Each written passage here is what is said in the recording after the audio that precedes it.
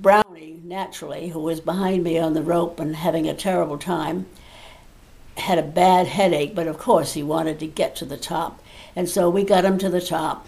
And when we got to the top, or just as we were approaching the top, the first man leading the rope turned to me and said, "Barbara, you better come up here and be the first on the rope, because after all, you're the first woman to get to the summit of Mount McKinley."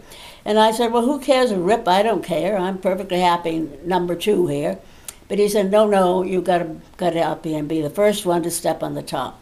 So I did, and we got there, and then we spent 2 hours on the summit, I believe, and it was quite cold because Brad had a lot of survey work.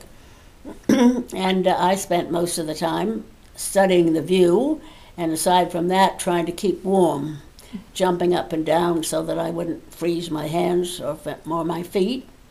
But on the whole, we were all taking turns helping Brad write down his numbers for her survey work, and we had a very pleasant time, and it wasn't that bad. It was cold and uncomfortable, but it wasn't that bad, and we had a perfectly gorgeous day.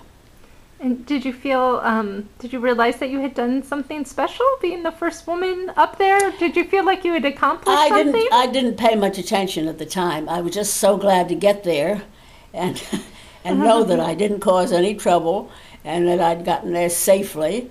And I was just concerned about getting home safely. And it wasn't until, as the years have gone by, that it really made any difference to me whether I was the first woman. But it seemed to make a lot of difference to a lot of the rest of the world, because other people talked about it.